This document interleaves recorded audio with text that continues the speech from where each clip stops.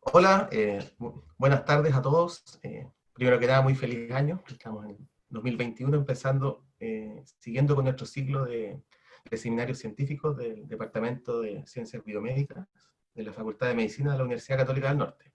Y hoy eh, les voy a presentar a nuestro invitado del día de hoy, que para mí es un verdadero agrado, un gran colega y amigo, el doctor Rodolfo Madrid. Eh, Les voy a contar un poco de la historia de Rodolfo. Bueno, Rodolfo es biólogo, él estudió en la Universidad de Chile, ¿no es cierto? Se licenció de biólogo el año 1993. Y luego ingresa al doctorado en biología molecular, celular y neurociencias de la misma Universidad de Chile y obtiene su doctorado, su PhD, en el año 2001. Y aquí él ya demuestra su interés en la transducción sensorial y en la neurofisiología sensorial, ya que realizó su tesis en el laboratorio del doctor Juan Basigalupo, que trabaja en el sistema olfatorio, ¿no es cierto? Y él, como les contaba, en 2001 se doctora, y luego, como muchos de nosotros, haciendo lo que hay que hacer para hacer la carrera, se va de Chile a hacer su primer postdoc. Y esto yo no sabía, que realiza un primer postdoc en el departamento de oftalmología en la Universidad de Washington, en Seattle, en Estados Unidos. Entre el 2001 y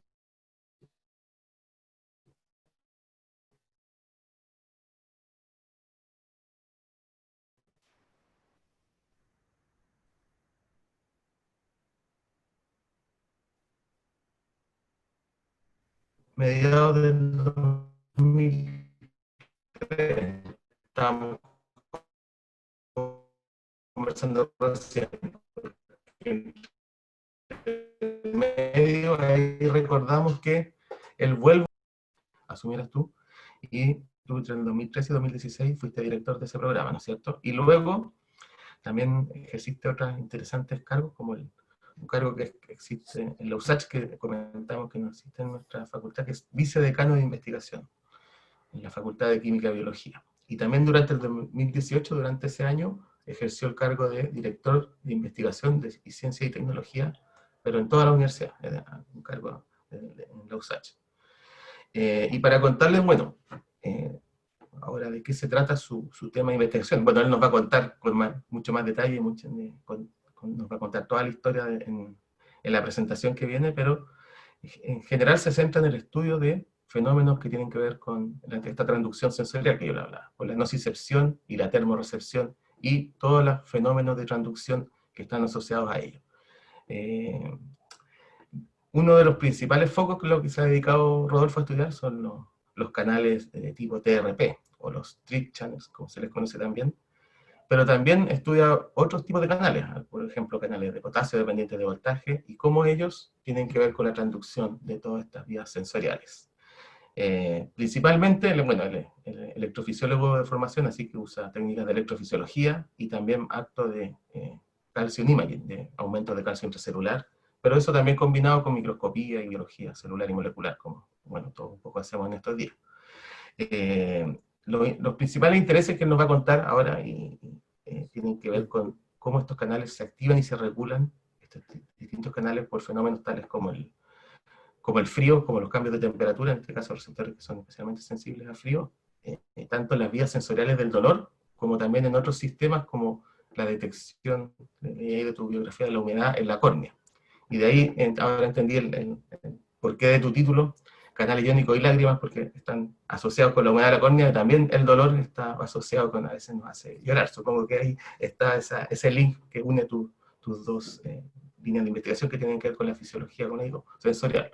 Bueno, Rodolfo tiene muchas publicaciones en revistas de alto impacto, como el Journal Physiology, el Journal Neuroscience, el JDC, Biophysical Journal, y además aquí estaba leyendo que en el 2015 fue el editor de un libro de los canales TRP en la transducción sensorial, que lo editó Springer, así que eso tampoco sabía yo.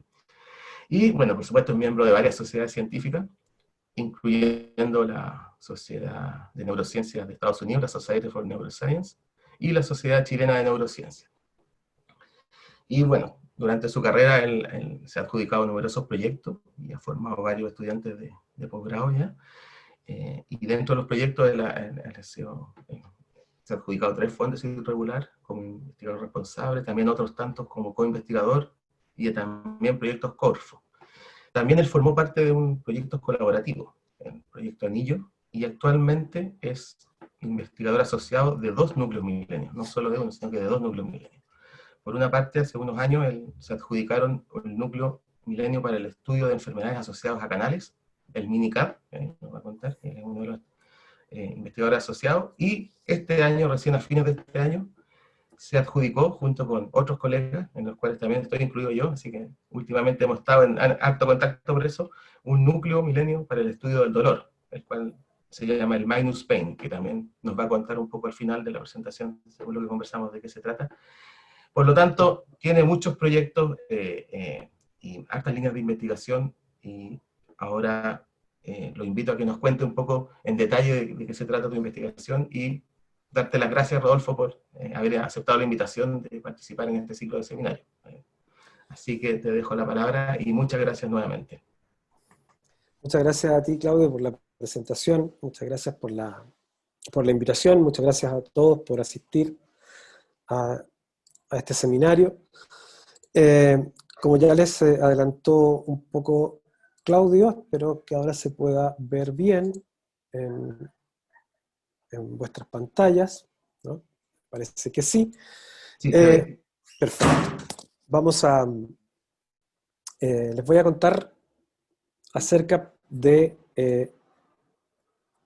precisamente canales de iones y lágrimas. Vamos a hablar sobre el papel que cumplen algunos canales de la superfamilia TRP, en particular el canal TRPM8, en el control de la lacrimación basal, en particular de una forma de lacrimación que es la lacrimación basal, que es la que nos permite mantener la superficie del ojo debidamente humectado, ¿no?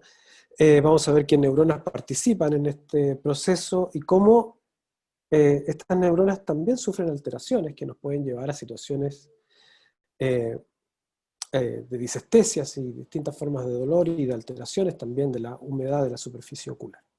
¿Okay? Así que ojalá que les guste la presentación. Por favor, todas las preguntas que tengan, entiendo que se van haciendo a través del chat y se pueden contestar al final. ¿Okay? Entonces,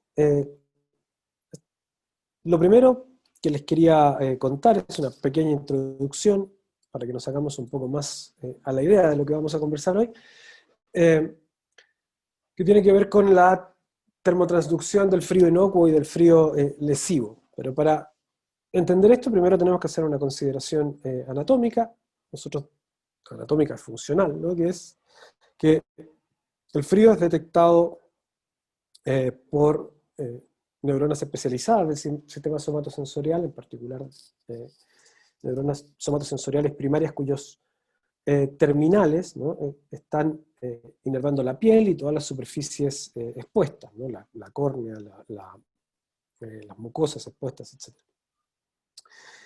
Si miramos un pedacito de la piel, vamos a ver que podemos encontrar no solamente termorreceptores, sino también nociceptores, mecanoreceptores de varios tipos, etc. El soma de estas neuronas se aloja, en el caso del sistema somatosensorial espinal, en los ganglios raquídeos, ¿no? En los ganglios raquídeos están estas neuronas. La piel y una rama que hace sinapsis con las neuronas sensoriales secundarias en el sistema nervioso central, en el acto dorsal de la médula espinal. Y en el caso de la cara, la cabeza, ¿no? El frente de la cabeza, los ojos, los labios, etc., la inervación es por los ganglios trigéminos con neuronas de las mismas características. Si miramos en detalle a los termorreceptores, podremos ver que en las terminales de estas neuronas, que tienen unos axones muy largos, que pueden tener varios metros incluso, ¿no? O sea, no más de varios decenas de centímetros, perdón, un metro o más en algunos casos, vamos a ver que vamos a encontrar un gran grupo de canales de iones, varios canales de iones distintos. El principal y del que vamos a hablar mucho hoy es TRPM8, que es un canal de la superfamilia TRP. Es un canal muy particular, catiónico no selectivo, que se puede activar por frío, por descenso de temperatura, o sea, su probabilidad de apertura aumenta cuando la temperatura disminuye, cosa que es bastante rara, digamos, dentro del mundo de los canales. No son muy poquitos los canales que hacen eso. Y además es activado por sustancias químicas que producen sensación de frío, como por ejemplo el mentol, el eucaliptol y todos los compuestos naturales y artificiales que generan sensación de frío. ¿Okay? El papel de estos canales es depolarizar la terminal de los termoreceptores de frío cuando la temperatura disminuye en la superficie de la piel. Pero estos canales están acompañados de varios otros tipos de canales, de iones, como por ejemplo canales de potasio de doble poro, cuya probabilidad de apertura también es termosensible. Tenemos canales de potasio de voltaje dependiente, ¿no?, de los cuales también vamos a hablar un poco, que funcionan como frenos de excitabilidad. Esto es, cada vez que la terminal se depolariza, estos canales se activan y permiten la salida de potasio contrarrestando la función depolarizante del canal TRPM8. O sea, funcionan de alguna manera como un damper, como un amortiguador del potencial de membrana. ¿Okay? Otros canales termo-TRP y canales activados por hiperpolarización, como los HCN, subtipo 1 y 2, también están presentes, ¿no? Y cuando salimos de la terminal comenzamos a acumular canales de sodio voltaje dependientes y de potasio voltaje dependiente que se encargan de transformar esta depolarización en un tren de potenciales de acción que luego va a viajar, ¿no?, hacia los centros superiores. Entonces, el funcionamiento de estas neuronas ha sido la preocupación digamos, de mi trabajo en los últimos, prácticamente los últimos 20 años. Y el papel que tiene TRPM8 y los canales de potasio voltaje dependientes son los que han, digamos, ocupado la mayor parte de nuestro trabajo en el laboratorio desde que comenzamos a trabajar en este tema. Y lo que nos preocupa también no solamente es el papel de estos canales y cómo esta orquestación de estos canales da cuenta de la respuesta neta de la neurona sensorial primaria a los distintos estímulos, distintos tipos de estímulos, sino también lo que ocurre con ellas cuando estas neuronas sufren algún tipo de daño. Los daños traumáticos de las aferentes primarias terminan en muchos casos con alteraciones sensoriales que incluyen cambios en la sensibilidad térmica. Una de ellas es la hipersensibilidad al frío. La hipersensibilidad al frío ha sido uno de los problemas en los que nos hemos detenido más en el laboratorio, estudiando las bases moleculares de los cambios de excitabilidad de estas neuronas en respuesta al daño axonal. ¿Okay? Entonces, es sobre este tema el que vamos a centrar la charla de hoy. Pero como les decía al principio, no solamente la piel está inervada por las aferentes primarias, sino también la córnea. Y la córnea del ojo es un excelente tejido para estudiar las aferentes primarias, las neuronas somatosensoriales primarias, porque están muy, muy en la superficie del tejido. De hecho, la córnea es el tejido que tiene la mayor densidad de terminales nerviosas de todos los tejidos del cuerpo. ¿Okay? Ustedes pueden ver acá cómo las fibras que provienen desde el ganglio trigémino, en este caso, ingresan formando las fibras estromales, ¿no? Luego cruzan la membrana de Bowman, ¿no?, en la superficie, antes justo de llegar a la capa epitelial, y estas fibras que al final que viajan en paquetes, pero al final terminan entre las células epiteliales como aferentes unitarias. Y uno puede incluso, es una inmunotinción de fibras en la superficie, ustedes pueden ver literalmente las cabecitas de estas neuronas. Y estas neuronas son las únicas que uno puede registrar, de las que puede registrar su actividad eléctrica sin dañar el tejido. ¿Okay? Basta con poner una pipeta de registro encima de estas terminales y puede estudiar la actividad eléctrica directamente de esta neurona. Es un tejido muy particular, ¿no? Aquí, como ustedes pueden ver, esta es una representación, ¿no?, del tejido corneal. Ustedes pueden ver acá las fibras estromales, ¿no?, los fibros del plexo subbasal, y las terminales en la superficie, en esta representación esquemática, y acá en inmunotinción para beta-tubulina en este caso, y para TRPM8 en el caso de más abajo. Y como ustedes pueden ver, se ve muy claro acá en el plexo subbasal, ustedes pueden ver la gran cantidad de fibras que incluyen mecanoreceptores, nociceptores y termorreceptores, exclusivamente termorreceptores de frío, no tenemos termorreceptores de calor en la córnea, solo nociceptores, mecanoreceptores y termorreceptores de frío. Y fíjense en el caso de para la marca anti-GFP, en este caso, porque se trata de un ratón que expresa la GFP bajo el control del promotor del canal TRPM8, de que ustedes pueden ver que prácticamente el 10%, una subpoblación de estas neuronas, tiene un marcaje para TRPM8, ¿no?, un marcador de termorreceptores de frío. Y acá tenemos otras, digamos, representaciones donde podemos ver el stack, el compile, ¿no?, el compilado de las distintas fibras, y podemos ver las terminales, ¿no?, TRPM8 positivas. ¿Okay? El 10% de las neuronas, entre el 10 y el 12% de las neuronas que cubren el tejido corneal son termorreceptores de frío y son neuronas que expresan TRPM8 en sus terminales, en la superficie, ¿no? Hace ya algunos años, con mi primer tesista de doctorado, con Andrés Parra, en un trabajo en colaboración con el laboratorio del doctor Carlos Belmonte en Alicante, mostramos por primera vez que la actividad eléctrica de los termorreceptores de la córnea de los ratones se podía registrar. Y no solamente eso, sino que además, aquí les muestro, digamos, la preparación que utilizamos, ¿no? Esto es el ojo completo del ratón, ¿no? Es un ojito muy pequeñito, se puede sostener en la base, ¿no?, y registrar directamente la actividad eléctrica en las terminales. ¿Okay? Acá tenemos una termocupla, ¿no? Estamos mirando la temperatura de la superficie y viendo la actividad eléctrica.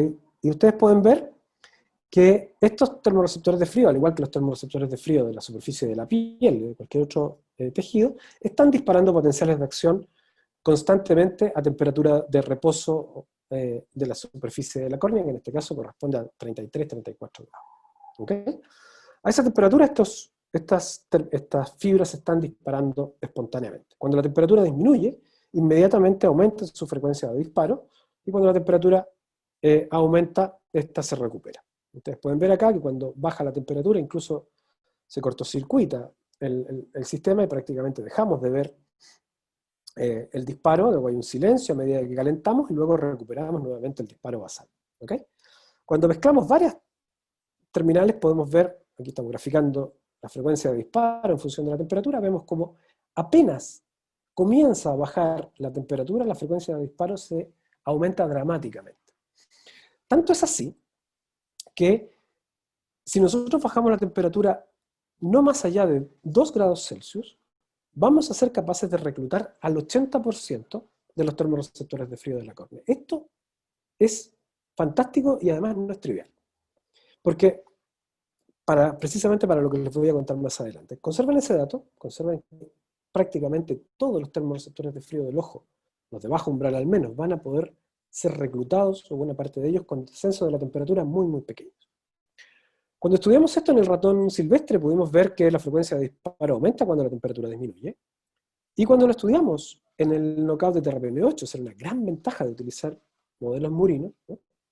Podemos utilizar los ratones knockout, nos dimos cuenta que el disparo de potenciales de acción basal desaparece. Y no solo desaparece, sino que además la respuesta al frío también desaparece. Lo que quiere decir que tanto la señalización basal como la respuesta a bajas temperaturas depende de la presencia de TRPM8. Estas neuronas siguen funcionales porque podíamos probar que podíamos activarlas por otros medios, pero el frío no podía, digamos, activar a los termorreceptores de frío. Y si ustedes estudian esto en el ratón heterocigoto, que expresa la mitad, digamos, del canal TRPM8, ven que la frecuencia de disparo basal es prácticamente la mitad y el pico máximo de la respuesta también se reduce prácticamente a la mitad. ¿Ok? Entonces, el canal TRPM8 es particularmente importante para la sensibilidad de los termorreceptores de frío. Pero no solamente es importante para la sensibilidad de los termorreceptores, porque también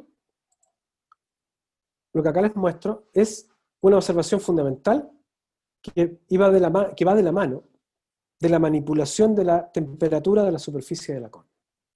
Cuando ustedes tienen un ratón silvestre, ¿no?, y a temperatura ambiente, a 22 grados, ¿no?, la temperatura de la superficie de la córnea está dentro de la ventana de los 31, 32, 33 grados, ¿no? Si nosotros medimos la producción de lágrima, la producción de humedad del ojo, utilizando un experimento muy simple, donde el ratoncito se anestesia y ustedes pueden medir aquí digamos, en la orilla del ojo, con una banda de fenol red, ¿no? Medimos la lacrimación, tomamos el tiempo 2 minutos y medimos cuánto, digamos, avanza el frente que humedece el papelito, ¿no? El papelito, la tira oftálmica. Y ustedes van a ver que lo que consideramos la lacrimación basal corresponde al orden de 3 o 4 milímetros de desplazamiento en 2 minutos de toma de muestra, ¿no? Esa es nuestra velocidad, nuestra tasa de lacrimación basal.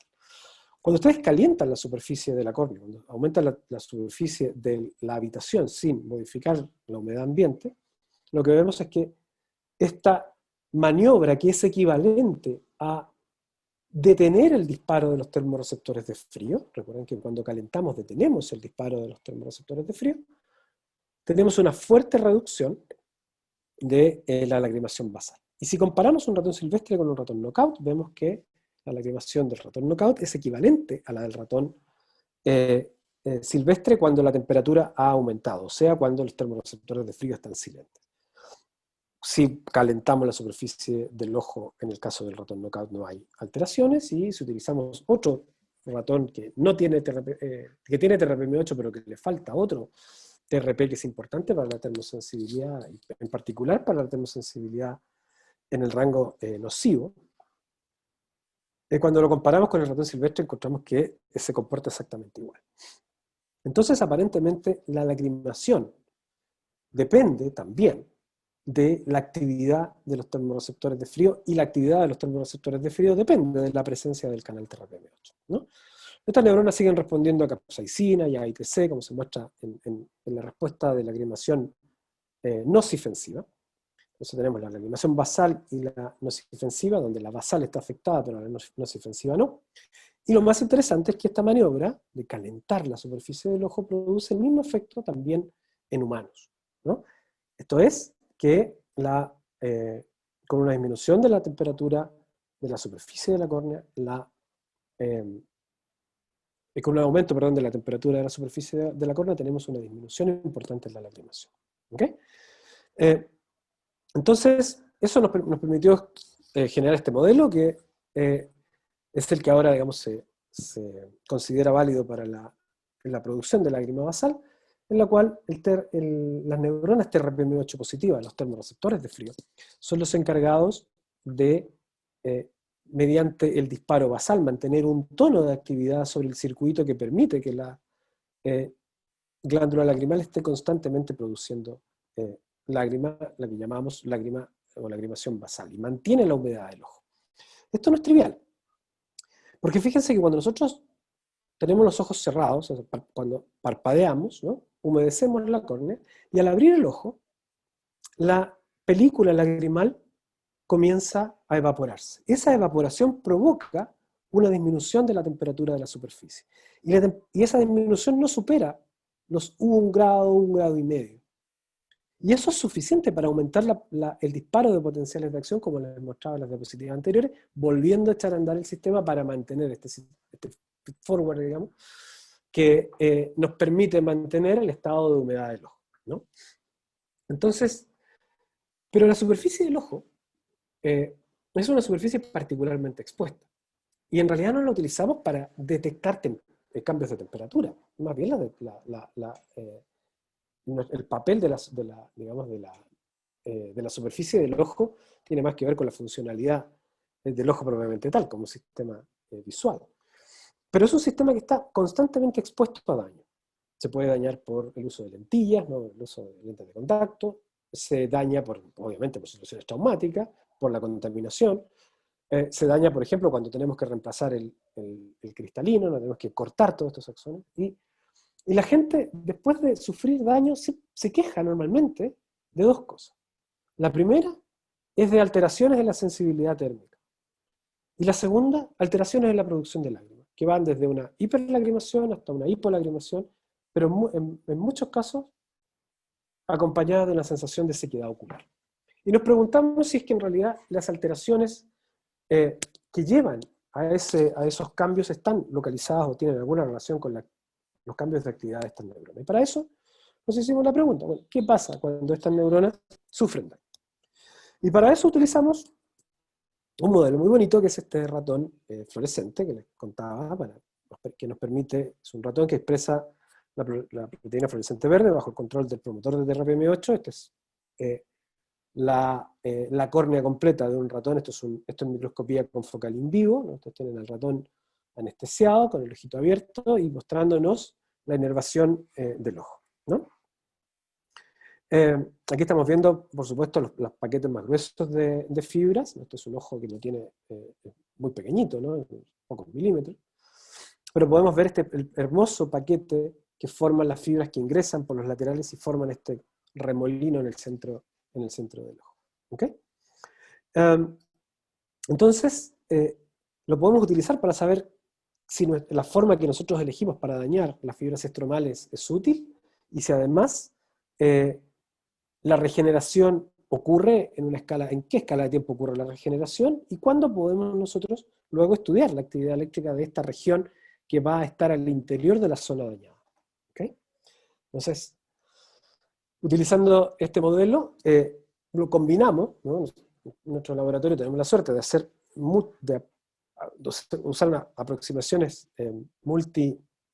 digamos, con múltiples técnicas distintas, y acá lo que hicimos fue acompañar esto de dos técnicas particularmente útiles en fisiología sensorial, bueno, y en muchas otras disciplinas, que es la técnica de patch clamp por un lado y la técnica de imagen de calcio por otro, ¿no?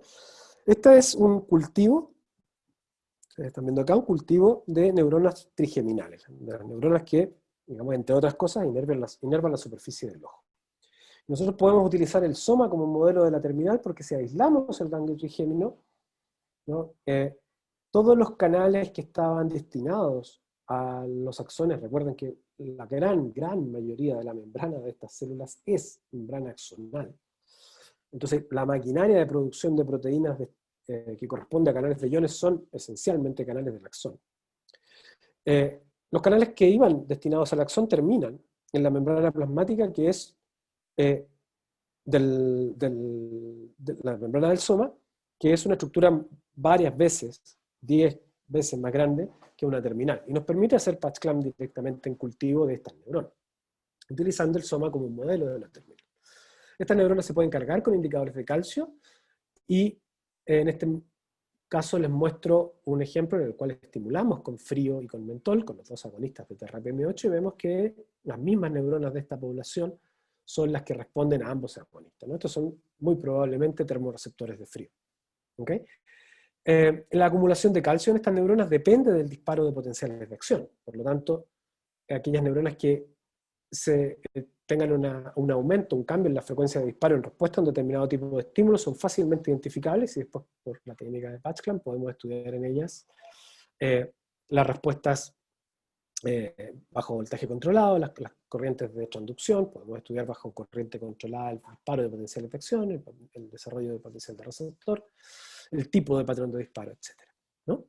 Entonces, podemos combinar estas técnicas y con una gracia, además, y es que podemos usarlas en combinación. Podemos utilizar, por ejemplo, una pipeta de patch, ¿no?, sobre una neurona en cultivo, y estudiar bajo voltaje controlado en cell attach. Podemos estudiar el disparo de potenciales de acción siguiendo las corrientes de acción, ¿no?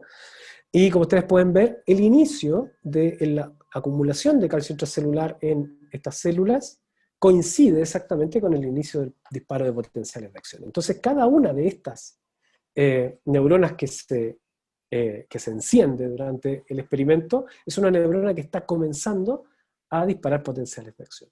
Entonces, una vez identificada, ¿no? Aquí tienen una gráfica incluso en la cual pueden ver cómo la perfecta correlación entre el umbral de disparo de la neurona y el umbral de la señal de calcio, ¿no? Y una vez que ya la reconocen, podemos entrar y estudiar bajo corriente controlada las propiedades de disparo, el tipo de patrón de disparo y sobre todo la forma del potencial de acción, que nos va a permitir distinguir además qué tipo de neurona, de qué tipo de neurona estamos hablando, ¿no? Y eso nos va a ser muy útil para lo que vamos a ver en unas pocas diapositivas más. Entonces, combinando todas estas aproximaciones, tomamos, un grupo de ratones e hicimos una lesión circular en ratones anestesiados que permitía acceder hasta el estroma, ¿no? Sin afectar más abajo en la capa corneal, llegando hasta el estroma y cortando todas las fibras las fibras estromales. Como ustedes pueden ver, este es el mismo ratón seguido varios días después, ¿no? Esta microscopía in vivo con focal in vivo. Ustedes pueden ver cómo ya, donde está la línea digamos, de la lesión, ya comienzan a ingresar los axones que se están regenerando. A los 21 días tenemos una recuperación bastante buena. Entonces, decidimos que 3 días antes, 4 días antes de este punto, de los 21 días, íbamos a marcar fluorescentemente estas neuronas con un marcador retrógrado, en este caso con FM143. Este es el ojo ya, la superficie de la córnea completamente recuperada, al día 17 y luego al día 21, que es el equivalente al cual hemos hecho la cuantificación de la recuperación, vamos a estudiar las propiedades de estas neuronas en cultivo. ¿Ok? Entonces ya estamos, primero, marcando todas las neuronas que están en la región dañada. 2, pudiendo registrar la actividad eléctrica de una población grande de neuronas y ver si es que hay alteraciones que pudieran explicar los fenómenos que les indicaba al principio, que están asociados o que van de la mano con el tipo de respuesta alterada en los casos de lesión corneal. Entonces, acá ustedes tienen una imagen de transmisión, así se ven las neuronas en cultivo, podemos ver algunas que no están marcadas, otras que sí están marcadas, y en este caso particular, esta es una neurona sensible al frío. Entonces, tomamos toda la población de neuronas marcadas, porque son las neuronas corneales, no estamos considerando el resto de las neuronas del cultivo, que se comportan de manera diferente, por cierto, y por suerte para nosotros, y aquellas que son neuronas que provienen exclusivamente de la córnea, son las que estudiamos acá. Lo que ustedes pueden ver es la comparación entre la respuesta al frío de una neurona que proviene de un ratón CHAM, digamos, un ratón control, y la que proviene de un ratón dañado, ¿no? Lo primero, este es un ejemplo, lo primero que notamos, ¿no?, fue que el porcentaje de neuronas sensibles al frío aumentó de manera significativa, de manera importante, en la población de neuronas trigeminales que están inervando la superficie ocular. Esto es la primera información relevante. Hay más neuronas sensibles a frío en el ganglio trigémino en respuesta a la lesión. ¿Okay? Y en particular en el subgrupo de neuronas que corresponden a las neuronas que inervan la superficie del ojo. Por otro lado, la respuesta máxima de estas neuronas, la magnitud de la respuesta, que es proporcional de alguna manera a la frecuencia de disparo de las neuronas, ¿no?, y a la duración de su respuesta, es mayor también en los ratones lesionados. Cuando tomamos toda la población de neuronas y comparamos su umbral, que es un parámetro, un umbral térmico, que es un parámetro particularmente importante, aquí tenemos las neuronas que responden cuando apenas bajamos la temperatura y las neuronas que responden, que requieren un poquitito más de frío para responder, vimos que si tomábamos toda la población no había diferencias significativas. Pero si las separábamos entre las neuronas que responden en el rango de las neuronas de alto umbral y las separábamos de las de bajo umbral, veíamos que las neuronas de bajo umbral, que son aquellas que se encargan principalmente de la detección de los cambios muy pequeños de temperatura, las más sensibles de todas, esas tenían un cambio significativo en el umbral. No es muy grande, del orden de 1 grado Celsius, pero recuerden lo relevante que era lo que les contaba al principio, que un cambio de 2 grados Celsius nos permitía reclutar prácticamente el 80% de las neuronas sensibles a frío de la superficie corneal. ¿Okay? Entonces estamos hablando de una diferencia que en rigor para la fisiología del ojo y para la funcionalidad del circuito que tiene que ver con la lacrimación basal es un cambio particularmente importante, ¿no? Otra cosa que hicimos fue, nos preguntamos, bueno, ¿qué características tienen estas neuronas? ¿A qué responden? ¿Son todas termorreceptores de frío? ¿Hay otro tipo de neuronas? Y para eso hicimos un protocolo, digamos, que combina no solamente la activación por frío, sino la activación por agonistas de TRPM8, agonistas de TRPA1, como el alilisotiocianato, de TRPV1, que es el receptor, el canal activado por calor, el canal activado por vaniloides, también, que le dan el picante al ají, ¿no? Y este canal es un canal activado por capsaicina. Y estudiamos estas neuronas, todas las neuronas, tanto de animales lesionados como de animales control. Nos encargamos de hacer una suerte de perfil neuroquímico de estas neuronas para estudiar sus características. ¿Por qué? Porque los nociceptores, por ejemplo, son neuronas que van probablemente a responder en una gran proporción a agonistas de canales TRP del tipo nociceptor, como el TRPA1 y el TRPV1. Las neuronas termorreceptoras de frío, muchas de ellas también expresan estos canales, pero lo que en algunos de los nociceptores no vamos a encontrar, o muy pocos vamos a encontrar, son respuestas al mentol. En particular, en el caso de las neuronas que responden principalmente al frío, ¿no?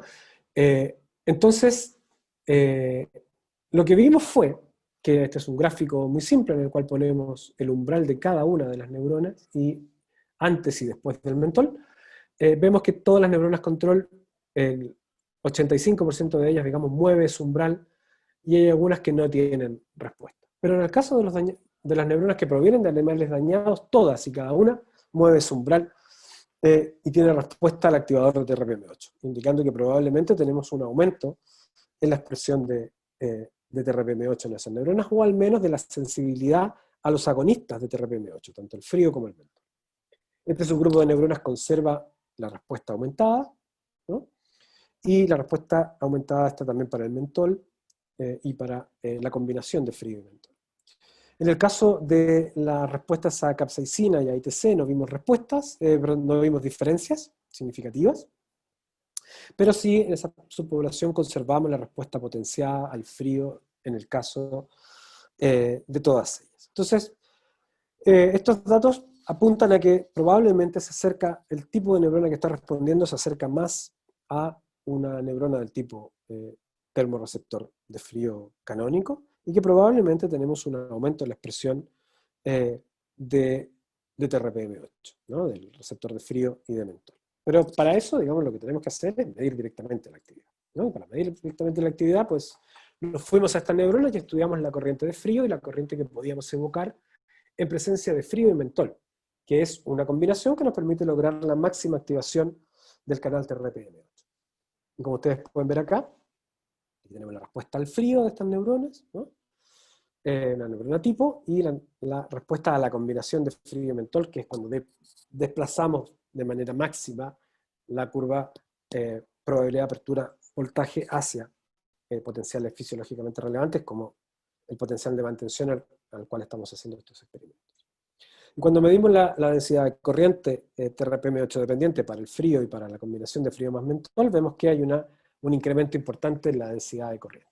O sea, aparentemente tenemos un aumento en la expresión funcional de TRPM8 y tenemos mayor número de neuronas sensibles al frío, probablemente producto de este aumento de la expresión de TRPM8, y aparentemente esto ocurre en una subpoblación de neuronas que podrían ser principalmente termorreceptores de frío. Pero para confirmar esto, hicimos una comparación electrofisiológica también importante de las propiedades electrofisiológicas de la membrana de estas células, ¿no? Las propiedades activas y pasivas, y miramos cómo se ve termorreceptor, se los muestro acá, un termorreceptor de frío bajo corriente controlada, frente a estímulos de corriente depolarizante e hiperpolarizante, se verá así, con un gran sag, producto de la activación de los canales HCN presentes en estas neuronas, y una frecuencia de disparo sostenida con potenciales de acción muy angostitos. Esto es típico de un termorreceptor de frío. Y un nociceptor se ve parecido, pero diferente. Dispara o puede disparar tónicamente, tiene un sag importante porque también expresa canales HCN, pero la forma de potencial de acción es distinta. Tienen un hombro, un hump, en la fase repolarizante del potencial de acción. Entonces nosotros nos abocamos a estudiar si qué características tenían las neuronas sensibles al frío que encontrábamos en los animales control y en los animales lesionados. Pensando en que probablemente cuando tenemos un aumento en la población de termorreceptores de frío o de neuronas sensibles al frío producto de la lesión, podría ser por dos razones. Una, porque tenemos más termorreceptores de frío, porque tenemos más TRPM8 expresándose en termorreceptores de frío, o porque aparece TRPM8 en otras neuronas, como por ejemplo en nociceptores, ¿no? Y eso nos haría aparecer una población mezclada de canales, como encontramos, digamos, de patrones de disparo, como encontramos en otro modelo de lesión, del cual les voy a alcanzar a mostrar un poquitito más adelante. ¿Okay? ¿Qué es lo que encontramos? Pues encontramos que tanto los ratones control como los lesionados tenían exactamente el mismo patrón de disparo y el mismo tipo de respuesta. O sea, estamos hablando esencialmente de termorreceptores de frío canónicos, tanto de alto como de bajo umbral, pero que no tenemos reclutamiento de nociceptores dentro de la población de neuronas sensibles al frío en los animales lesionados. O sea que todo el fenómeno que estamos viendo depende de termorreceptores de frío exclusivamente. ¿Okay? Todas las propiedades biofísicas, el potencial de membrana, la resistencia de entrada, bien digo, la corriente reo-base, y en particular la duración de la espiga, que es un parámetro muy importante, no varían entre los neuronas que provienen de animales control versus las que provienen de animales lesionados, ¿no? Pero esto pareciera que resuelve el problema. Parece que tenemos solamente termorreceptores de frío funcionando, que tenemos TRPM8 respondiendo a la lesión con un aumento en la expresión funcional, y esta aumento de expresión funcional lo que haría es aumentar el tamaño de la población y de neuronas sensibles al frío, y además con cambios muy sutiles a nivel del umbral, y que esto solamente ocurriría en termorreceptores, como les decía. Pero no es TRPM8 el único canal de iones importante a la hora de estudiar la fisiología de estas neuronas. Uno de los canales más importantes también son los canales responsables de la corriente de freno, los canales responsables de la corriente IKD, que aquí se me acaba de pasar la diapositiva un poco rápido y parece que se quedó pegado. Vamos a ver si puede volver. Pero el papel de esta corriente dependiente de canales de potasio voltaje dependientes del tipo Shaker, en particular del KB1.1 y el KB1.2, ¿no? Es frenar, reducir, como les contaba al principio, la excitabilidad de estas neuronas. ¿Cómo se revela estas neuronas? Con un protocolo muy simple de remoción de la inactivación bajo voltaje controlado, y luego con un pulso a un potencial subumbral del disparo de potenciales de acción, y tenemos esta corriente que es sensible a 4-aminopiridina. Cuando ponemos 4-aminopiridina en neuronas que no son sensibles al frío, algunas de ellas se transforman en sensibles al frío. O sea, si le quitamos el freno a una subpoblación de estas neuronas, se transforma en neuronas que responden al frío. Esas neuronas podrían ser perfectamente nociceptores y podrían perfectamente provocar ahora una respuesta dolorosa frente a un estímulo inocuo. Entonces nosotros nos preguntamos si en este desbalance, en este cambio, ¿no? Y este aumento de frecuencia de disparo, de respuesta, perdón, en calcium imaging depende del aumento de la frecuencia de disparo, ¿no? Nos preguntamos si esta corriente tiene algún papel importante en la respuesta alterada de estas neuronas. Para eso usamos un protocolo que ya habíamos utilizado antes, que nos muestra que cada vez que aplicamos 4-aminopiridina en neuronas sensibles al frío, el umbral se mueve hacia temperaturas más altas, ¿no? De manera reversible, y estudiamos lo que le pasaba al umbral de las neuronas dañadas en presencia de 4-aminopiridina, y encontramos que podía no, digamos que no había diferencia. Entonces, ¿y por qué nos empeñamos tanto en mirar esto? Pues porque en otros modelos de lesión, como la lesión del nervio ciático, nosotros mismos habíamos dicho, hacía muy poquitito, que precisamente es esta corriente la que se reduce fuertemente en los casos de constricción crónica de las aferentes primarias. Entonces, esta corriente se reduce de manera importante y la corriente TRPM8 dependiente no se afecta. Entonces, en el caso de la lesión corneal estamos viendo un fenómeno diferente. Estamos viendo el fenómeno justamente contrario. Esto es, que es la corriente de frío la que se afecta, o sea, el acelerador del sistema se afecta, y no se afecta el freno de excitabilidad del sistema. Entonces, estudiamos neurona a neurona, vimos en el modelo corneal, vimos que no cambiaba la respuesta a 4-aminopiridina en las neuronas dañadas, ¿no? Y el desplazamiento del umbral se sigue produciendo y que la densidad de la corriente IKD no cambia. Entonces nos terminamos de convencer de que en realidad el único fenómeno, el único cambio importante ocurría a nivel de TRPM8 y especialmente a nivel de los termorreceptores de frío. Entonces hasta aquí fantástico, pero nos falta una cosa súper importante. Y es, bueno, ¿y esto pasa en el ojo? ¿Pasa directamente en las neuronas que inervan la córnea? Pues bueno, fuimos a estudiar lo que ocurría con las neuronas, y como les conté al principio, estas las podemos registrar directamente, y vimos que la actividad eléctrica basal, ¿no? Como siempre, la podemos ver sin ningún problema en los termorreceptores de frío, y encontramos que la frecuencia de disparo basal estaba aumentada en el caso de las neuronas que provenían de ojos que habían sido lesionados. ¿Ok?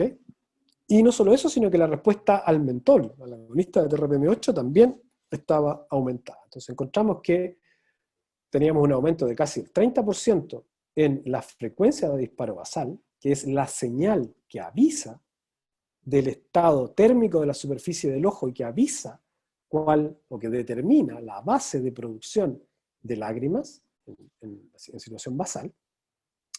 Y también que estaba potenciada, ¿no?, la respuesta al agonista químico de TRPM8. Mostramos también que el disparo basal en el tiempo se sostiene y que en presencia de PBMC, que es un bloqueador específico de TRPM8, esta respuesta decae rápidamente, tanto en los animales control como en los animales lesionados. O sea que el disparo depende exclusivamente o principalmente de alteraciones a nivel de la expresión de TRPM8. ¿Ok? Bien, entonces parece que todo está bien, pero de nuevo sigue faltando una pieza en esto, porque estamos hablando de cambios a nivel celular, a nivel de las terminales, pero ¿qué pasa con el animal? ¿Qué pasa conductualmente? ¿Qué pasa con la producción de lágrimas? Pues bien, nos fuimos a mirar la producción de lágrimas, ¿no? Y encontramos que los animales lesionados tienen, los seguimos en todos los días que tenían relevancia para nuestro trabajo, y encontramos que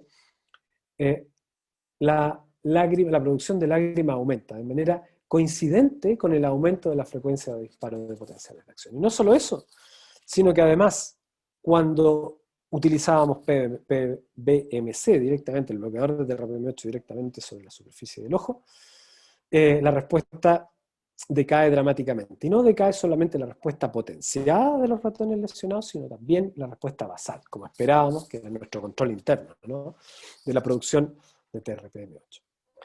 Y gracias a esta, digamos, este camino que hemos ido, en el que hemos ido desde los canales, ¿no?, hasta la lágrima directamente, es que hemos llegado a generar este modelo en el cual nosotros proponemos que la actividad exacerbada de los termorreceptores de frío, la actividad basal exacerbada producto de la lesión, hace que la producción de lágrima esté aumentada, y que este aumento de la producción de lágrima, producto del aumento de la actividad de los termorreceptores de frío, depende del aumento de la producción de la expresión funcional de TRPM8 en las terminales. Y esto no es trivial porque, como les contaba al principio, cada vez que la temperatura disminuye, la frecuencia de disparo aumenta y la producción de lágrimas aumenta. O sea que aquí lo que tenemos es una señal que nos está indicando que el ojo ha disminuido la temperatura por un lado, cosa que no ha ocurrido, y por otro lado, que se ha desecado, cosa que tampoco ha ocurrido. O sea, tenemos una señal fantasma, ¿no? Que es propia o producto de la actividad alterada de los termorreceptores de frío corneales. Y lo que induce en el individuo es sensación de ojo seco, cuando la producción de lágrima no solo es normal, sino que además está aumentada. Entonces, este es de hecho lo que nosotros proponemos como el mecanismo que explica el por qué. En algunos casos de lesión corneal, de cirugía correctiva o de uso de lentillas, etc., lo que los pacientes declaran es sensación de ojo seco cuando su producción de lágrimas no está alterada o incluso su producción de lágrimas está aumentada. Entonces, los mensajes para llevar a casa, ¿no? Son que los termorreceptores de frío son exquisitamente sensibles a pequeñas reducciones de la temperatura de la superficie ocular, como las que ocurren entre los parpadeos, ¿no? La deleción de TRPM8 elimina la respuesta al frío y reduce la lacrimación.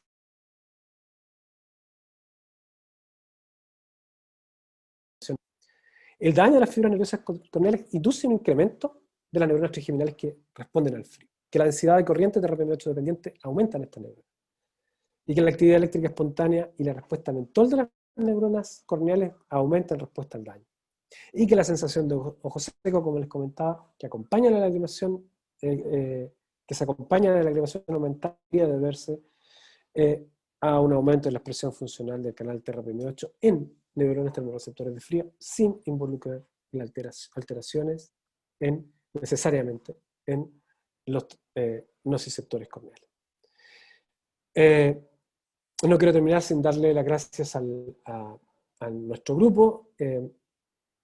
Quiero contarles que este trabajo en particular corresponde a la tesis de doctorado de el ya doctor de hace un tiempo, Ricardo Piña, al trabajo colaborativo con el doctor Gonzalo Ugarte, Eric Olivares, que desarrolló el modelo matemático sobre el cual no les conté ahora, para justamente digamos, que complemente este trabajo y que nos permita hacer predicciones respecto del tipo de patrón de disparo que se va a alterar en respuesta a lesión.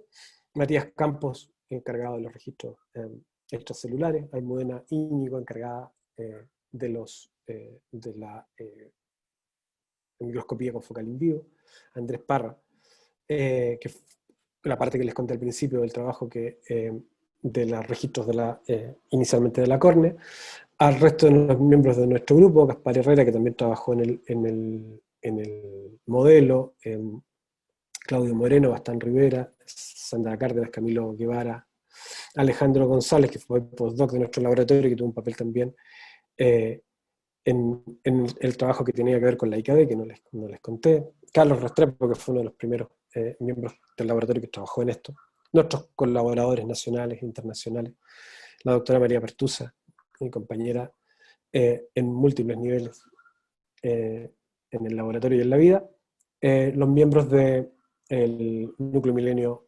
Minicad, los miembros del Grupo Milenio Minospain y otros colaboradores de nuestro laboratorio, y a todos aquellos proyectos que nos han permitido durante estos años y entidades financiadoras que nos han permitido durante estos años llevar a cabo este trabajo. ¿Okay? Muchas gracias a todos. Después tengo un mensaje que pasarles al final, pero ahora hay, si queda algo de tiempo, una ventanita para preguntas. Muchísimas gracias. Muchas gracias, Rodolfo. Muy, muy interesante tu charla. Y tenemos aquí un par de preguntas, son de Elías Utrera. Pregunta Elías: luego del daño, ¿de qué depende el aumento en el número de neuronas sensibles al frío? ¿Es mayor expresión génica o más bien un mecanismo post-traduccional? Muy buena pregunta. Nuestras evidencias apuntan a que en principio habría mayor cantidad de proteína. El trabajo con inmunos, digamos, en el ganglio mostró un aumento en el número de neuronas TRPM8 positivas. Pero no descarto, además, que haya cambios muy importantes a nivel funcional. Recuerda que en las neuronas tenemos, el TRPM8 de las neuronas tiene una característica muy particular, y es que tiene, si lo comparamos con el TRPM8 recombinante, que es el que normalmente se estudia en células GEC y en otro tipo de modelos, es un canal que primero no está sobreexpresado, está en niveles muy bajitos, unas pocas decenas de canales por neurona, pero con una característica particular, y es que tiene su curva de activación por voltaje corrida 150 milivoltios hacia la izquierda. Es un canal muy, muy, muy sensible a los pequeños cambios de temperatura y a las concentraciones bajas de mentol, comparativamente con el canal recombinante. Entonces, en realidad, en este caso, pequeños cambios en la cantidad de canal y pequeños cambios en las propiedades biofísicas del canal producto, por ejemplo, de modificaciones posttraduccionales del tipo fosforilación, etc., muy probablemente estén participando también en este Estos efecto. se No lo pueden, sabemos estos y canales, estamos los en eso. TRPM8, pueden formar, interactuar entre ellos, formar complejos, porque a veces ahí cambian algunas de las propiedades. Sí, es verdad, algunos canales lo hacen. En el caso de TRPM8, digamos, la, la evidencia apunta hasta ahora que solamente forman homomultímeros o homotetrámeros. No hay evidencias de formación digamos, de otras estructuras mayores o interacción con otros TRP, pero sí de cambios en el tamaño del poro que incluso permiten el paso de sustancias más grandes que iones. O sea que realmente también podría haber otras Claro, modificaciones a ese nivel, si porque yo, no se como pueden descartar. complementando lo que preguntaría, y según lo que entendí de tu presentación, habían dos efectos principales. Uno que era el aumento de la descarga basal después del daño, Ujú, pero otro era la hipersensibilidad al frío. correcto. En ese sentido, no sé si tú has visto, y por los antecedentes que hay, y también hago el link con lo que estamos tratando nosotros de hacer a futuro con el núcleo, algún tipo de regulación por fosforilación o de este tipo que pueda estar cambiando las propiedades y que pueda explicar, eh, porque es bien, claro, fisiológicamente bien Sin duda, interesante, porque uno se sin imagina que duda. si tú dañas el nervio no vas a tener sensibilidad, pero parece que aumenta, o sea, como que el ojo está Claro, previniendo exactamente. ese cambio de la temperatura de mayor manera que como Exacto. está De dañado, ¿no? hecho, es una súper buena pregunta, y bueno, si alguna vez invitan a la doctora Pertusa a dar un seminario para allá, ella les va a contar precisamente cuáles son cómo se modula TRPM8 Ya, por modificaciones hola, post-traduccionales y en particular por fosforilación. ya, Y es particularmente dinámico. Y lo interesante, no solo eso, que tenemos que considerar en el caso de las neuronas, que estas neuronas conviven con muchos otros canales, y que muchos de estos canales podrían sufrir cambios en sus propiedades y contribuir a las alteraciones que nosotros observamos. Lo que nosotros creemos hasta ahora y en lo que nos hemos centrado es que al menos los dos canales fundamentales, que son el freno y el acelerador, los KBS y el TRPM8, ¿no? Producen un desbalance distinto si se trata de neuronas trigeminales oculares. También tenemos evidencia de que eso ocurre en tejido trigeminal de la rama infraorbital, pero que es diferente a lo que está ocurriendo en las lesiones constrictivas a nivel del sistema somatosensorial espinal, ¿no? Donde y el como desbalance es al última revés. pregunta Sube, para pasar porque hay varias preguntas más, pero me pero llama, bueno, solo como una para preguntarte, tú sabes, no sé, bueno, probablemente, pero por ejemplo, ¿se sabe algo en animales adaptados a clima extremo, frío?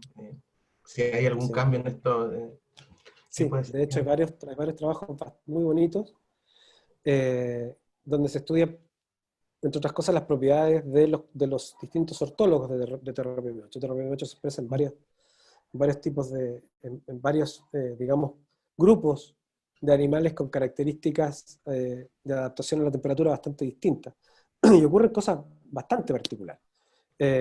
Tenemos animales que tienen menor sensibilidad al frío, porque el TRPM8 es muy poco sensible al frío, otros que tienen mayor sensibilidad porque TRPM8 ha cambiado sus propiedades. Y no solo eso, en la misma especie, si tú la haces crecer o desarrollarse en distintas temperaturas, las propiedades del canal también puede variar. Entonces, realmente ese es otro punto en el que, en particular, vuelvo a citar a la doctora Pertusa, ya se ha trabajado Ya, mucho la precisamente debo reservar entonces para en ese, el en próximo ese ciclo. mundo, pero sí, hay variaciones importantes y hay, digamos, propiedades que difieren de manera significativa entre los distintos ortólogos del canal. Súper, ya. Ahora, bueno, tenemos otra pregunta, creo que también es de Elías. ¿Cómo se relaciona la función de TRPM8 con el síndrome del ojo seco? Esta es nuestra, digamos, propuesta a la contribución del ojo seco, ¿no? O sea, a las alteraciones tipo ojo seco. Porque hay varios tipos de ojo seco, digamos, que eh, que podemos mirar, o encontrar. Una es el que es literalmente ojo seco, que es por daños, por ejemplo, en la estructura del lagrimal, donde el ojo incluso no solamente se produce menos lágrimas, sino que además se queratiniza la superficie de la córnea, pasan muchas otras cosas, hay una inflamación constante, etc. De ahí las propiedades, eso está bastante bien estudiado, en particular por el grupo de Juana Gallar, y las propiedades digamos, de esas terminales también son muy diferentes. Nuestro modelo pretende explicar un tipo de alteración particular que se produce con un tipo de lesión muy profunda, de reparación muy rápida, más parecida a la que se produce por la cirugía correctiva, ¿no? En la cual se cortan los axones en la córnea, pero que rápidamente regeneran, y en una escala de tiempo en la cual nosotros creemos que lo que ocurre es que el aumento de disparo de potenciales de acción de las neuronas avisa al individuo que hay un cambio, entre comillas, un cambio en la temperatura de la superficie de la córnea, ¿no? O el equivalente, que en este caso es la desecación de la córnea, el cambio de temperatura por evaporación, ¿no? Entonces, el aviso es el mismo, pero y por lo mismo la sensación evocada es sensación de sequedad. ¿Cómo Pero en anda? realidad la producción de lágrimas está aumentada. Entonces, esa paradoja, digamos, es la Sí, que nosotros explicamos con este eso es mecanismo. con un aumento después del daño. Exactamente, con un Y en aumento de la los actividad knockouts que espectral. mostraste, ahí se volvió. En los Esa knockouts es de una súper buena TRPM8, pregunta. En el knockout de TRPM8 no alcanzamos a agregar, digamos, a estudiar los cambios en el ratón knockout. Lo que suponemos que, como hemos visto, tienen menos no producción hay de lágrimas, alteraciones, ¿no? Deberían no tener. hay... el basal ya es más bajo, o sea, el ratón tiene, Ah, en rigor, ojo seco. La pregunta es, ¿cuánto podemos alterar esa sequedad generando este tipo de lesión? Nosotros creemos que no debiera haber cambios mayores, porque si todo depende de TRPM8 y TRPM8 no está presente, pues no debiera. Pero como siempre hay mecanismos compensatorios, algo podría pasar. Pero no alcanzamos a hacerlo con este trabajo. eso para después del Para el virus, futuro. después de Sí, la pandemia. después del virus. Oye, aquí hay otra pregunta de Angelo Sasso. Dice, hola, buenísima charla. Una pregunta, ¿existe relación de TRPM8 y otras patologías de la visión? Mira, es una buena pregunta. Yo desconozco, digamos, si hay más, eh, digamos, alteraciones asociadas, en particular de la visión propiamente tal, ¿no? que dependan exclusivamente de TRPM8 o de termorreceptores de frío. En principio, lo que sí te puedo decir es que cuando hay alteración de la funcionalidad de los termorreceptores de frío, o de TRPM8 primero y de los termorreceptores de frío después, sí se pueden producir alteraciones en las propiedades de la córnea. Y eso como rebote, ¿no? Como les contaba recién, ¿no? En los casos de algunos tipos de ojos secos se produce esta queratitis del ojo, etc. Y eso provocar alteraciones en la visión, que son alteraciones propias de las alteraciones corneales, ¿no? Pero otras alteraciones en el desarrollo, otras alteraciones que tengan que ver con la funcionalidad ya a nivel retinial, o digamos, ya se alejan un poco de la función de TRPM8. Pero sí puede haber alteraciones asociadas a la translucidez de la córnea, ¿no? Que pueden ser perfectamente TRPM8 dependientes. ¿Existe algún, porque tú mostraste ahí un inhibidor, Vidal, TRPM8, ¿existe Sí, hay algún muchos. potenciador alostérico o algo Sí, parecido? el mentol. No, El pero mentol. algo que no tenía que echar mentol en el ojo. Claro, Sería la interesante gracia como, la desgracia del mentol es que además produce ardor porque es capaz de activar Claro, los receptores por otro lado, pero no me quiero meter en esa canción. claro, Pero cierto. sí, hay activadores específicos como el WS12, por ejemplo, que de hecho se utiliza.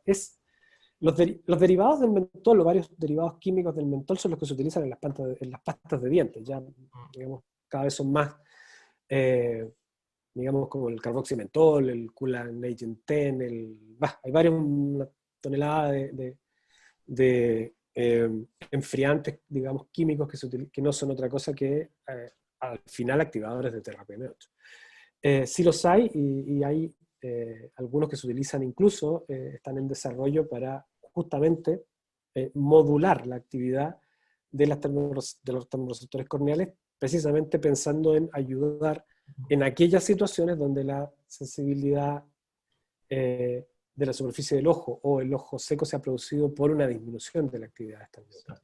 Exactamente. Ok, bueno, Rodolfo, nuevamente te doy las gracias.